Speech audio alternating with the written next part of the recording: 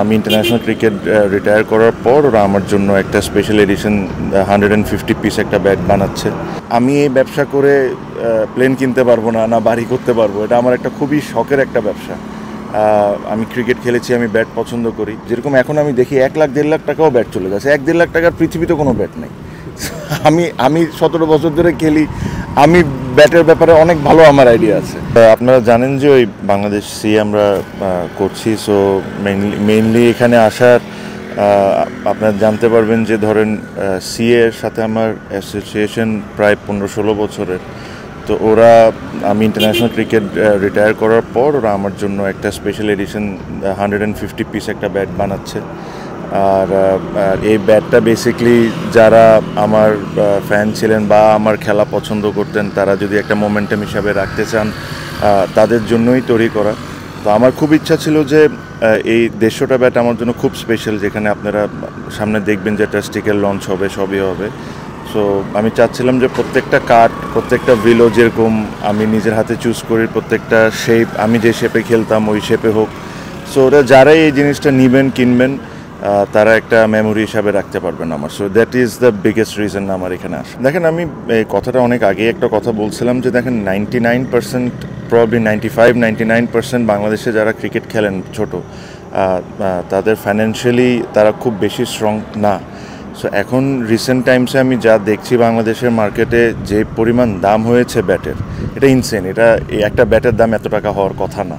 So এই CA Bangladesh করার অনেক বড় একটা রিজন ছিল যে ব্যাটের দামটা যদি ধরেন 15,000-20,000 টাকা করেও যদি কমায় নিয়ে আসতে পারি, তো যারা এই একাডেমিতে খেলে বাচ্চারা বা নতুন লিগ খেলছে, তাদের জন্য এটা একটা সুবিধা হবে। আর আমার কাছে মনে হয় যে আমাদের ফার্স্ট শিপমেন্টে যে জিনিসগুলো আমরা যে প্রাইসে দোকানদারদেরকে দিয়েছি, ওটা ভেরি রিজনেবল। সো একটা ব্যাট যেটা ধরেন একটা সময় শুনতেছিলাম 1 লাখ টাকা চলে যাচ্ছে, ওটারও যদি আপনি 60-70,000-75,000 টাকায় নিয়ে আসতে পারেন, তাহলেও আপনার 20-25,000 টাকা কমে গেল।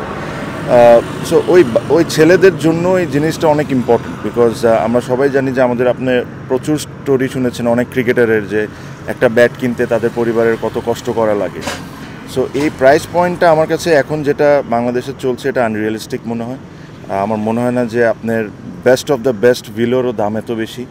তো আপনি, আমার কথা হলো, লাভ করেন, অবশ্যই করেন, বাট এমন লাভ করেন না যে কিনতেছে সে। সো আমার অনেক বড় রিজন এটাই যে এই প্রাইস পয়েন্টটাকে কমায় নিয়ে আসা। আমি এই ব্যবসা করে প্লেন কিনতে পারবো না, না বাড়ি করতে পারবো, এটা আমার একটা খুবই শখের একটা ব্যবসা। আমি ক্রিকেট খেলেছি, আমি ব্যাট পছন্দ করি, but one of the biggest reason is যে প্রাইস কন্ট্রোলটা করাটা অনেক ইম্পর্টেন্ট হয়ে গেছে, স্পেশালি যারা বাচ্চা তাদের জন্য। কারণ অবশ্যই আসলে সিএর ফ্যাক্টরিটা আমি বলবো আপনারাও যা ভিজিট করেন, ওদের ফ্যাক্টরির ভিতরেই ওদের একটা মাঠ আছে খুব সুন্দর। তো ওর যে মালিক, ওর সাথে আমার খুবই ভালো বন্ধুত্বর মতো, ভাইয়ের মতোই সম্পর্ক। সো এমনি কথা বলতে বলতে ব্যাট ধরে আমি চিন্তা করে একদিন মেরে দেখি কেমন লাগে, খুব ভালো লাগছে। সো যতটুকুই 4-5টা বল খেলছি, আই এনজয়েড আ লট। আমি জিনিসটা একটু অন্যভাবে চিন্তা করি। আমার কাছে মনে হয়, দেখেন, ওয়ার্ল্ডে অনেক ব্যাট মেকার আছে যারা ভালো ভালো ব্যাট বানান, হ্যাঁ, বাট আমি সবসময় ফিল করি যে ওই ব্যাট মেকার আপনাকে, মানে প্লেয়ারকে কতটুকু ভ্যালিউ করে, ওটা ডিপেন্ড করে। তো সবসময় আমি যারা ন্যাশনাল টিমে খেলে বা যারা ইয়াং প্লেয়াররা আছেন, তাদেরকে একটা কথা বলি যে ব্যাট নিয়ে কোন কোম্পানিতে যাচ্ছ, কোন কোম্পানির ব্যাট ইউজ করতেছো, ওটা বড় ম্যাটার করে না।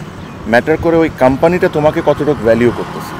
তোমাকে যদি টপ কোম্পানি ভ্যালিউ না করে, ওখানে থেকে আসলে কোনো লাভ নেই। কিন্তু একটা মাঝারি কোম্পানি, ছোট কোম্পানি তোমাকে অনেক ভ্যালিউ করে, তুমি কী চাও না চাও, তোমাকে ভালো জিনিস দেয়, তাদের সাথে সবসময় থাকা উচিত।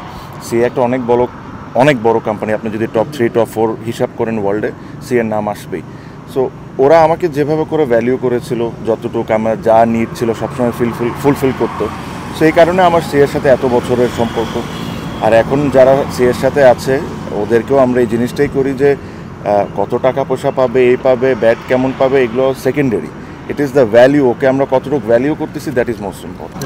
না, অবশ্যই এটা এই স্পন্সরশিপ তো মেইনলি মাদার কোম্পানি করে, যেটা সিএ ইন্টারন্যাশনাল, যেটা পাকিস্তানের।